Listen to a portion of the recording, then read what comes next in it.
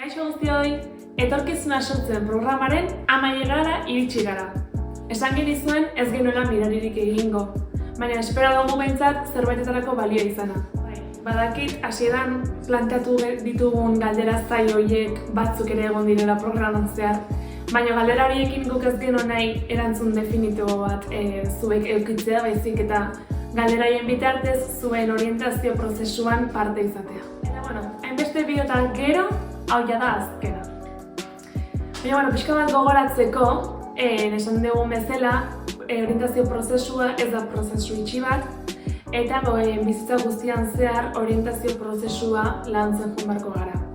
Eta guri lehen gare baten edo orain bat ere lagungarri egiten zaizkigun gomendioak zuekin partekatu nahiko genituzke.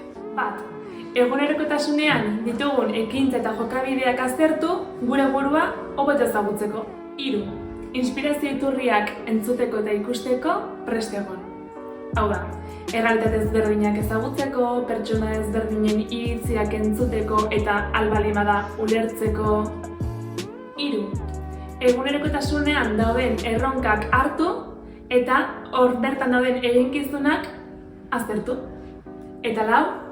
Paperean gauzak ondo gelditzen dira, baina azkenean esperimentatzeko eta ikusteko ea gustatzen zaigun edo ez, egin behar dira.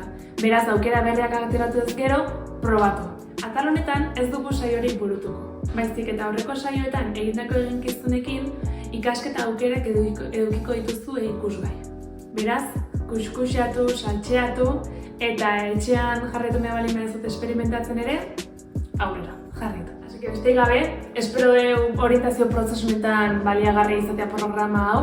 Eta pixkat ja amaiera filosofikoa bukatzeko, ez da unik neten programa, baizik eta babesle guztiek gaude eskera dut hemen, bai Eusko Jaurlaritza, Laboral Kutxa, Mondragon Unibertsitatea eta Mondragon Teen Academy guztiek eta baita ere film hori kooperatibak oso eskertuta gaude zuen parte hartzeagatik. Beraz, mila esker eta jarraitu lanean. Eta aztu gabe, gogoratu sariak zozketatzen ditugula.